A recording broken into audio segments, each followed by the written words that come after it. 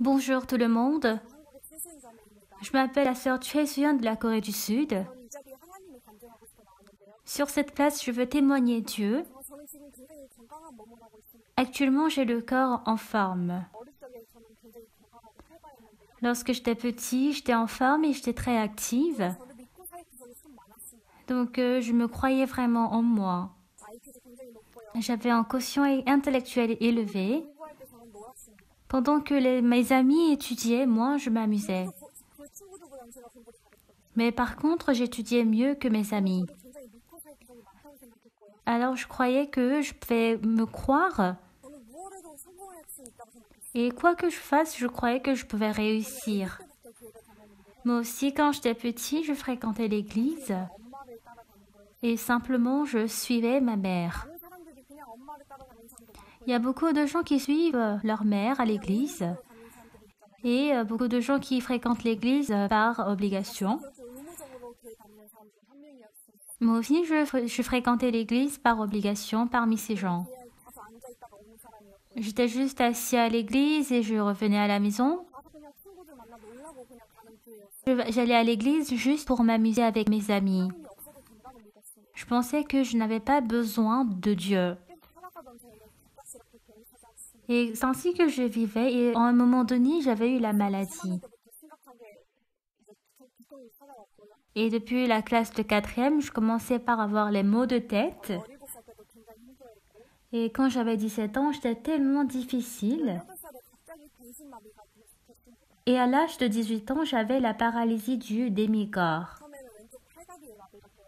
Au début, c'était mon bras et mon pied gauche qui étaient paralysés. Donc à cause de cette paralysie, j'étais allée dans plusieurs hôpitaux pour être traitée. Pendant 9 mois, je cherchais les hôpitaux, mais il n'y a aucun hôpital qui a pu trouver le nom de ma maladie. Aujourd'hui, beaucoup de gens utilisent les smartphones, mais j'ai un téléphone pliable qu'on ne peut pas trouver aujourd'hui. En 2009, vers la fin du mois de juin, mon corps, tout comme le téléphone pliable, était totalement plié. J'étais à la résidence de l'école. Lorsque je m'étais ressaisie, j'avais réalisé que ma tête pouvait atteindre le bout de mes pieds. On m'avait redressé rapidement le corps. Et à l'école, on m'avait envoyé dans le service d'urgence.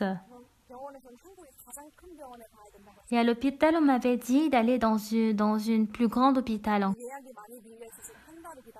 Parce qu'il y avait beaucoup de réservations, je devais attendre un mois. Et pendant un mois, j'avais rencontré beaucoup de changements. À un moment donné, je ne pouvais pas regarder, je ne pouvais pas entendre. Et j'étais dans les ténèbres. Et en ce moment, il y avait la Samonime qui m'avait entretenue. Elle m'avait expliqué Jésus-Christ qui était Emmanuel. Sion, tu n'as pas à penser d'autre chose. Il faut penser à Dieu qui est avec toi. En ce moment, parce que je ne croyais pas exactement à la parole de Dieu, et je pensais que c'était une parole qui n'avait aucune relation avec moi. Et c'est ainsi, lorsque j'étais allée à l'hôpital, j'avais ensuite écouté que j'avais la myélite. Et je sais que vous ne connaissez pas très bien la myélite. Et à cette époque, j'avais entendu pour la première fois la myélite. Et jusqu'à maintenant, je ne connais pas très précisément la myélite. Mais selon la médecine moderne, on m'avait dit qu'il n'y avait pas de traitement. Avec les médicaments, ils avaient juste ralenti. Ils avaient dit que ma maladie ne pouvait pas être guérie. La vitesse de la maladie commençait de plus en plus progresser. Et à l'hôpital, on m'avait dit, tu ne peux plus marcher. Tu ne pourras plus bouger. Si tu arrives à bouger même ton cou, il faut être reconnaissant de ça. Et on m'avait hospitalisé ce jour-là pour me donner du traitement médicamenteux. Pendant 45 jours, j'avais reçu le traitement médicamenteux. Je commençais par sentir que mon corps s'aggravait de plus en plus par rapport au premier jour où j'étais hospitalisée. J'avais reçu 3 fois, 4 fois les comprimés. Et à chaque fois qu'on me donnait les comprimés, je voyais que les comprimés étaient tous différents. Parce qu'il n'y avait pas de méthode de traitement concret. Donc en changeant plusieurs médicaments, on m'avait traité. Et au bout de 45 jours, on m'avait fait sortir de l'hôpital par force. Et ils avaient dit, nous avons fait tout ce que nous pouvons faire pour toi. Maintenant, tu dois t'entraîner à s'asseoir dans un fauteuil roulant. Et c'est ainsi qu'on m'avait déclaré étant handicapé. Un handicapé de niveau 1, c'est le meilleur niveau parmi les échelles d'handicap. Alors j'étais vraiment pitoyable. Alors puisque je ne voulais plus vivre ainsi, j'avais choisi le suicide. En effet, le taux de suicide en Corée du Sud est élevé. Alors parce que le taux de suicide est élevé, je pensais que le suicide était facile. Bien que je voulais me suicider, je ne pouvais pas me suicider. Alors pour se suicider, j'ai pensé qu'il faut la puissance parce que je ne pouvais pas sauter du haut, je ne pouvais pas accrocher mon cou, je ne pouvais pas couper mon poignet. Et après plusieurs études, j'ai décidé de mordre ma langue. J'avais mordu ma langue, mais je ne sentais aucune douleur. Et en ce moment, j'étais vraiment brisée en moi. Seigneur Dieu, fais-moi marcher alors. Alors je te croirai. Et lorsque j'avais brisé mon cœur, j'avais commencé par accepter l'évangile. Et c'est ainsi que le salut s'est accompli en moi et j'ai commencé par chercher Dieu. Et j'étais sortie de l'hôpital et j'ai commencé par prier. Seigneur Dieu, le serviteur de Dieu qui est le pasteur Park Ok-soo, faites-lui venir à Gumi où je vis. À cette époque, le pasteur vivait à Séoul. Et pour moi, aller jusqu'à Séoul, c'était difficile. Ça doit être l'ambulance qui doit me prendre pour aller à Séoul, dans ce cas. Et pendant que je vais, lorsque j'ai besoin de faire mes besoins, cela deviendrait une situation embarrassante. Et parce que tous les membres de mon corps étaient paralysés, c'était pas facile pour moi d'y aller. Et c'est ainsi que j'avais tout souhaité que le pasteur ne vienne. Parce que le pasteur était occupé, je ne pouvais pas l'appeler. Et parce que je n'avais jamais rencontré de mes yeux le pasteur. Et c'est ainsi que je vais commencer par prier. Et par hasard, le pasteur était venu à Gumi. Et j'ai rencontré le pasteur. Lorsque le pasteur m'avait regardé, il m'avait regardé comme ça. Et en me regardant, moi qui suis assis sur le fauteuil roulant, « Ah, les autres personnes sont assises sur la chaise, mais pourquoi tu es assis sur le fauteuil roulant? Est-ce que c'est intéressant ?» Pour moi, c'était insignifiant. Qui est-ce qui va s'asseoir sur le fauteuil roulant parce que c'est intéressant?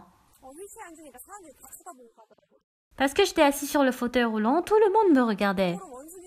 Je ne suis même pas un singe dans le zoo. Je n'ai pas fait quelque chose d'erreur. Parce que j'étais assis sur le fauteuil roulant, il me continuait par me regarder. Alors j'étais vraiment mécontente d'écouter ce genre de paroles alors qu'il m'avait regardé pour la première fois. Mais j'étais mécontente, mais que le pasteur Park s'était assis et il avait ouvert la Bible. Il avait lu dans Actes chapitre 3 du verset 1 à 11. Et dans cette parole, on peut voir un homme boiteux de naissance. Ce boiteux, parce qu'il n'a jamais essayé de marcher, il ne connaît pas la méthode pour marcher. Et encore, il ne saura pas comment courir. Mais lorsque ce boiteux a rencontré les disciples de Jésus-Christ, il pouvait marcher et courir et prêcher Dieu. Lorsque le pasteur avait lu cette parole, j'étais vraiment reconnaissante en moi. Moi aussi, puisque j'ai rencontré le pasteur, je pourrais marcher et courir. Je pourrais aussi participer au travail de Dieu. C'est ainsi que j'avais témoigné en moi. Lorsque le pasteur avait lu cette parole, je pouvais croire cette parole en moi. Et après avoir prêché la parole, il m'avait rencontré personnellement. Lorsque le pasteur avait écouté l'histoire de la myolite que j'avais, il n'avait pas parlé d'une histoire de la Bible. Et il avait parlé de la connaissance que tout le monde connaissait. Sion, écoute-moi attentivement. L'électricité passe par les fils électriques et l'eau coule à travers le tuyau.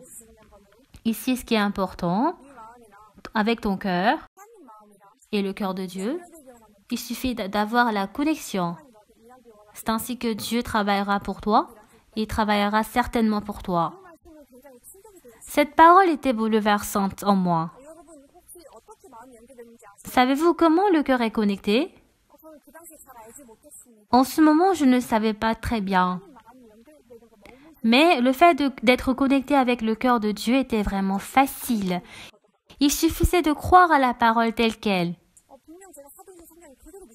Certainement, j'avais cru à la parole dans Actes chapitre 3. Je n'avais pas essayé de croire à cette parole, mais c'était Dieu qui m'avait fait croire telle qu'elle. Tout comme le boiteux pouvait écouter la parole telle qu'elle et pouvait se lever.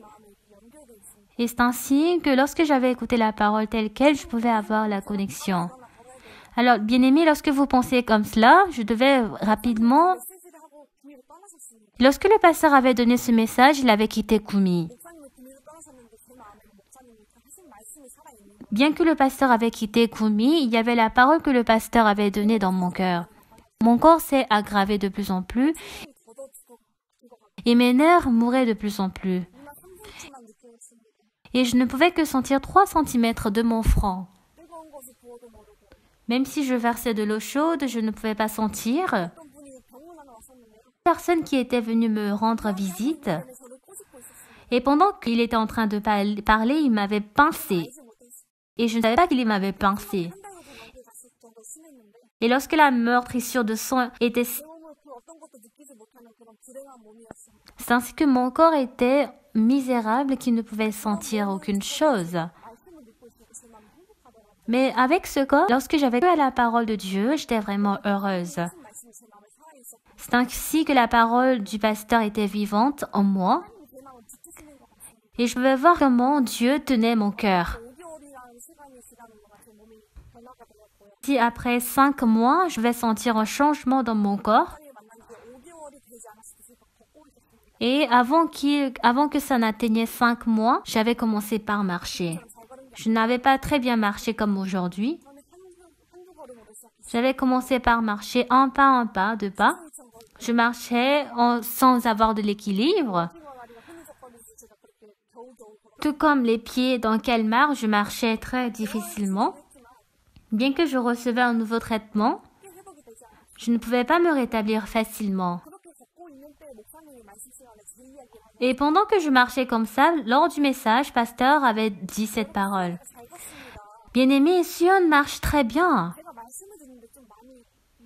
Lorsque j'avais écouté cette parole, c'était vraiment bizarre en moi. Pasteur, il sait à quel point je ne marche pas très bien, mais pourquoi il exagère? Mais après quelque temps, je pouvais me voir en train de bien marcher. Au début, il faut que j'aie certainement une canne. Mais après quelques paroles du pasteur, j'avais tout abandonné la canne. Et maintenant, je pouvais marcher. Et ensuite, lors du message, le pasteur avait encore dit que Sion court très bien. Et c'est ainsi qu'en écoutant la parole, j'avais dit que le pasteur exagère trop. Pourquoi le pasteur ment? C'est parce qu'il est âgé? Je croyais simplement ainsi. Et en pensant ainsi, j'avais participé au camp mondial. Et lors du camp mondial, j'avais assisté au marathon. Le marathon, c'est celui qui peut courir, qui peut faire le marathon. Mais en ce moment, je ne pouvais pas courir.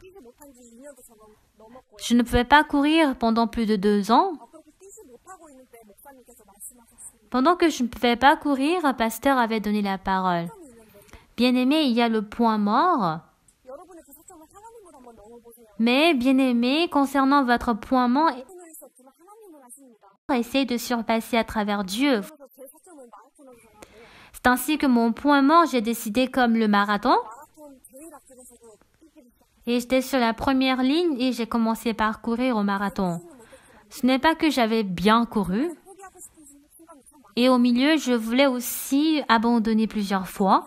Mais j'ai dit, c'est Dieu qui fait. En m'appuyant à cette parole, parmi 800 personnes, j'avais occupé 345e rang en courant toute la distance parcourue. Et lorsque j'avais souhaité être en bonne santé, mon corps s'aggravait de plus en plus. La myélite fait partie du coton autologue. C'est-à-dire, il attaque soi-même le corps. Et à travers cette maladie, j'ai rencontré le cancer. Dans ce monde, il n'y a aucune personne qui aime le cancer. Et à l'âge de 21 ans, j'ai été déclarée en tant que condamnée. Le stade terminal du cancer de l'estomac s'était répandu dans 6 parties de mon corps. Encore le ciel s'était brisé en moi. Seigneur Dieu, pourquoi tu m'as fait marcher? Si tu voulais me tuer avec le cancer, pourquoi tu m'as fait marcher? Pourquoi tu m'as fait croire à ta parole? J'avais maudit la parole de Dieu et j'ai encore choisi le suicide. Et à la terrasse, avant de sauter du haut, j'avais appelé ma mère pour la dernière fois. Mais ma mère, elle avait parlé de la Bible. Elle avait parlé du Dieu qui était le bouclier. Le Dieu qui est le bouclier, il n'a pas du tout interrompu la maladie, mais tous nos péchés, tous nos problèmes. Et c'est ainsi que j'ai appelé le pasteur Oxo Park après quelques jours. Donc, le pasteur Park me disait que Sion, ce n'est rien. Et cette seule parole était reconnaissante en moi. Je savais très bien. Simplement, le pasteur n'avait pas ainsi parlé. Mais je pouvais croire à quel point le pasteur croyait à la puissance de Dieu. C'est ainsi que j'avais oublié l'existence du cancer. Bien que j'avais oublié le cancer, mais mon corps commençait par mourir parce que le cancer se promenait partout dans le corps pour attaquer. J'avais la moitié de mon poids actuel. J'avais même perdu 28 kg et c'était vraiment difficile d'être couché et de respirer. Alors, lorsque vous imaginez, vous pouvez imaginer à quel point j'étais sur un mauvais état. C'est-à-dire que j'avais la moitié de mon poids actuel. Lorsque j'avais le corps en train de mourir, j'étais reconnaissant au moins. Parce que quand j'avais le cancer, je pouvais sentir à quel point je devenais de plus en plus mince. Parce qu'avant que je ne sois malade, j'étais en fait très gros. Et mes épaules étaient plus larges. J'avais aussi des muscles en moi jusqu'à ce que je ne pouvais pas courber mes mains. Mais lorsque j'avais le cancer, je pouvais voir à quel point je devenais de plus en plus mince. Maintenant, lorsque je deviendrai en femme, j'aurai un corps comme une femme. Lorsque je pense actuellement, j'avais une pensée très bizarre. Mais Dieu m'a fait penser ainsi et il m'a éclairé. Et il m'a donné le cœur que je ne mourrais pas à travers le cancer. Et encore, je devais enlever de liquide de l'estomac. Il y a beaucoup de raisons pour lesquelles on enlève les liquides de l'estomac. À l'hôpital, on m'avait dit que je n'avais plus beaucoup de temps. Et il m'avait dit d'être prêt dans le cœur. Parce qu'en enlevant le liquide de l'estomac, il peut y avoir un choc. Je vivais sans aucune crainte. Il y avait une personne qui avait enlevé la liquide de l'estomac et il n'était plus sorti de la salle d'opération. Certainement, on s'était encouragé, mais pour lui, il était couvert de la pagne et il était sorti. Et lorsque j'avais vu cette personne mourir, j'avais commencé par avoir la peur en moi. Est-ce que moi aussi je vais mourir comme lui? Donc j'avais tellement peur. Mais Dieu m'a fait encore penser à Dieu. Et il m'a fait marcher malgré que j'avais la myélite. Et j'ai le cancer, c'est ainsi que je dois enlever les liquides de l'estomac. Mais j'avais changé de pensée. Savez-vous pourquoi on enlève les liquides de l'estomac? C'est parce que je suis vivant. Lorsque j'avais changé ma pensée, j'étais reconnaissante. Si je n'étais pas vivant, je ne pouvais pas avoir le cancer, je ne pouvais pas avoir la myélite. Et ce n'est pas tout le monde qui enlève les liquides de l'estomac. Moi aussi, je peux expérimenter cela. En effet, je n'étais pas une personne positive, mais Dieu avait changé ma pensée. C'est ainsi que je pouvais sentir le bonheur du fait que j'étais vivant et je pouvais prêcher l'évangile à l'hôpital. Au début, lorsque quelqu'un enlevait les liquides de l'estomac, je lui demandais « Ayez eu du plaisir ?» Et lorsque j'avais dit cela, tout le monde m'avait considéré comme un insensé. Et à toutes ces personnes qui me considéraient en tant qu'insensé, je les avais prêché la parole. De mon caractère, je suis une personne qui n'avance pas en premier pour prêcher l'évangile. Mais parce que j'étais souriant, tout le monde était curieux et s'était avancé auprès de moi. Et pendant 1 an, en enlevant les liquides de l'estomac, j'avais prêché l'évangile. Et au dernier moment, j'avais eu le cancer sur ma langue. Mais pour pouvoir accomplir le rêve de témoigner Dieu, j'avais besoin de ma langue. On m'avait dit qu'on devait couper 90% de ma langue, mais je n'avais pas coupé ma langue. Et depuis ce moment, Dieu m'a fait rétablir le plus rapidement possible. Et j'avais écouté le résultat disant que je n'avais plus de cancer. Et encore après 6 mois, j'avais encore écouté que j'avais encore de nouveau Et le deuxième diagnostic de cancer était plus difficile pour moi. Selon mes connaissances et mes opinions, je savais que le deuxième cancer est plus difficile. Je vais plus vite mourir. Cette fois-ci, Dieu ne pourra pas m'aider. Ma pensée était erronée, parce que je suis vivant actuellement. Lorsque j'étais difficile à cause du deuxième cancer, je m'étais rappelé du contenu de la lettre que le pasteur Park m'avait écrite en 2010. Et là, il y a l'histoire de Joseph. Donc, dans Genèse, Dieu a fait rêver Joseph. Dieu a donné le rêve de devenir le gouverneur. Sûrement, s'il le donne le rêve de devenir gouverneur, il peut terminer par ses frères en tant qu'esclave. Il n'avait pas commis d'erreur, mais il était enfermé dans la prison et il avait expérimenté plusieurs sortes de difficultés. Mais dans ce processus, il avait cru à la parole de Dieu. Et selon le rêve de Dieu, Dieu l'a rendu gouverneur. Et Joseph a été utilisé pour sauver beaucoup de personnes. Et je m'étais rappelé du contenu de la lettre. Il y a le travail certain que Dieu va faire pour moi. Et c'est ainsi que Dieu veut me faire témoigner. Alors je serai vivant et je témoignerai Dieu. Ceci n'est qu'un processus. Alors j'étais très reconnaissant. Certainement, je marchais sur les ténèbres.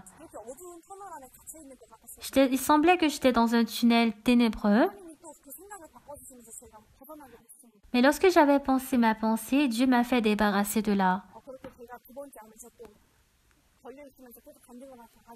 Et bien que j'avais le deuxième cancer, toujours je me promenais pour témoigner.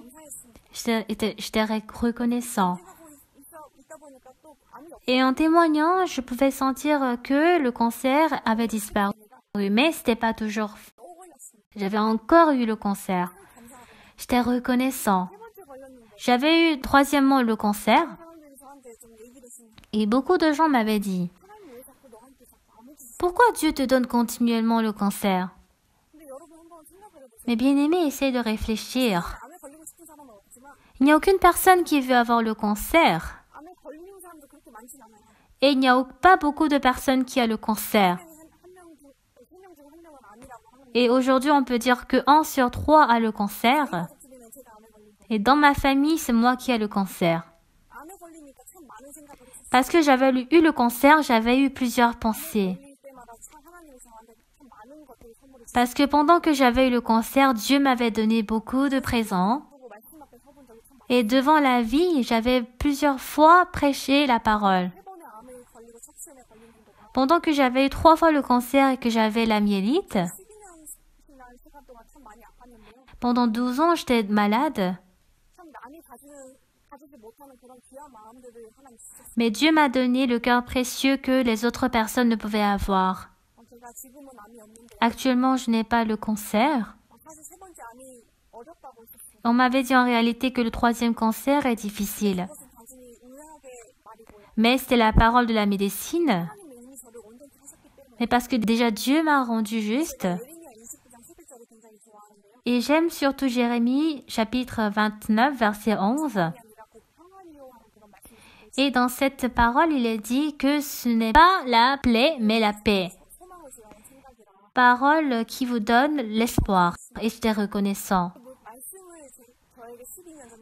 Cette parole, Dieu m'avait donnée il y a de cela 12 ans. Cette parole n'a jamais été changée.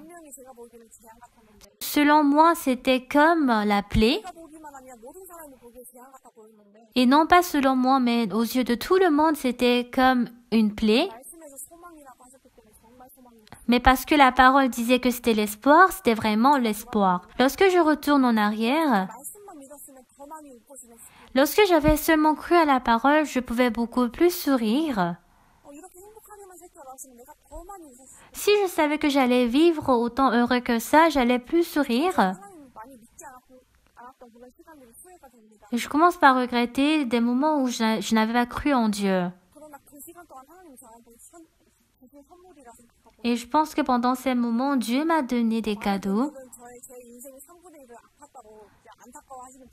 Il y a beaucoup de personnes qui regrettent disant que j'ai perdu 1 sur 3 de ma vie. Je préfère ma vie plutôt que la vie que je croyais en moi. Bien qu'il semble que pendant 12 ans, j'ai perdu ma jeunesse, mais Dieu m'a donné un cœur précieux que je ne peux pas payer même avec de l'argent. Je suis très reconnaissant à Dieu. Alors la raison pour laquelle je peux me tenir devant vous, bien-aimés, la puissance de Dieu est si grande. Selon nous, il semble plutôt que la rhume, le cancer est plus grave. Et il semble que si on a 3 cancers, c'est vraiment un malheur. Et selon nos yeux, cela semble être des difficultés. Mais devant la puissance de Dieu, la rhume et le cancer sont identiques. Quoi que ce soit, rien ne peut surpasser la puissance de Dieu. Et j'étais reconnaissante du travail de Dieu, parce que Dieu m'avait donné ces maladies comme cadeau. Et Dieu, il est vivant à travers moi. Donc, je suis très reconnaissante de pouvoir témoigner comment Dieu, il est vivant. Tout comme le pasteur avait dit, il suffisait d'avoir la connexion du cœur. Donc, Dieu souhaite travailler. Donc, Dieu aussi aimerait travailler pour vous. Donc, j'aimerais que vous puissiez être tous connectés avec Dieu. Je vous remercie.